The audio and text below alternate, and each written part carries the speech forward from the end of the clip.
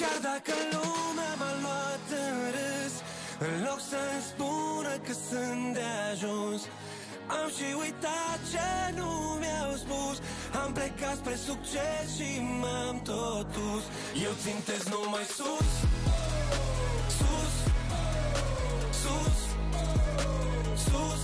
Și nici nu contează unde am ajuns, dar știu că-s departe de apus.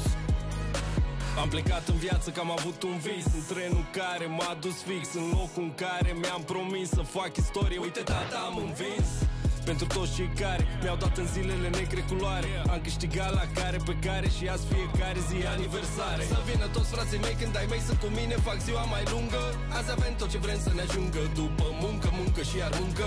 Și să curgă șampanie în zilele negre culoare, am câștigat la care pe care și azi fiecare zi aniversare. Să vină toți frații mei când ai mei sunt cu mine, fac ziua mai lungă.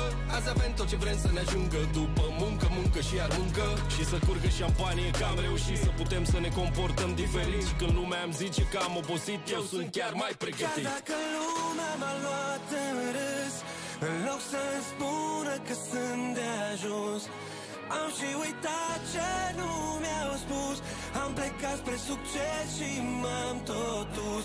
Eu țintesc numai sus, sus, sus, sus.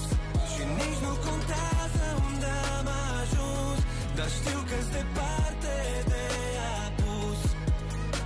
Mai de mult ținteam numai sus, mi-era frică de vreun apus. Îmi păsea de topuri de faimă, până când fratele meu s-a cam dus.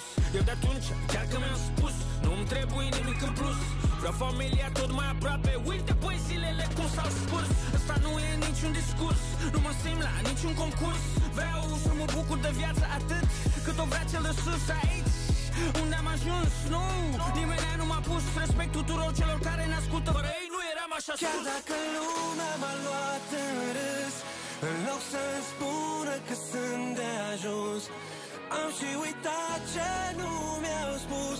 Am plecat spre succes și m-am tot dus. Eu țintesc numai sus, sus, sus, sus. Și nici nu contează unde am ajuns, dar știu că-s departe de apus. Și să curgă șampanie că am reușit, să putem să ne comportăm diferit. Și când lumea îmi zice că am obosit, eu sunt aici chiar mai pregătit. Chiar dacă lumea m-a luat în râs, în loc să-mi spună că sunt de ajuns, am și uitat ce nu mi-au spus. Am plecat spre succes și m-am tot dus. Eu țintesc numai sus,